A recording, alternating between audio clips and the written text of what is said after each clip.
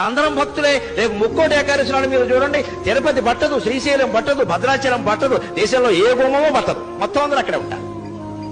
ఆ రోజు మహాపుణ్యం చేసిన పాపాలన్నీ పోతాయి. అంటే అన్ని పాపాలు చేశాడు అన్నమాట ఈయన. అసలు ముందు వీడు పాపాత్ముడు కింద గమనించాలి. ముక్కోటి ఏకాదశి నాడు పరిగెట్టుకుని గుళ్ళో గెడుతున్నాడంటే ఇంత పాపాత్ముడు ఇంకొకడు లేడు. పాపం చేయని వాడు వెళ్లాల్సిన పనిలా, వాడు ఇంట్లో వాడు ఉంటాడు ఖచ్చితంగా. అదే రోజు అదే ముహూర్తం అంటే అలాగే జరుగుతాయి. ఏమిటా పిచ్చి, ఏమిటా వెర్రి? ముక్కోటి ఏకాదశి నాడు పెడతారా? మన్నాడు వెళ్ళండమ్మా, 3 రోజులు అయ్యాక వెళ్ళండమ్మా. విష్ణుమూర్తి ఏమైనా కోపడతాడా? ఉత్తర ద్వారంలోంచే వెళ్ళాలి, తలుపులు బద్దలైపోవాలి. బాగా మనస్సు నిండా బుర్ర మడ్డి పెట్టేసుకుని మనస్సు నిండా ఆ రోజే చూడాలి, అలాగే వెళ్ళాలి, ఏమైనా సరే వెళ్ళాలంటే ప్రమాదాలే జరుగుతాయి. అంచేత పుణ్యక్షేత్రాలు, తీర్థాలు, పుణ్యతిథులు ఇవేవి ముఖ్యం కాదండి.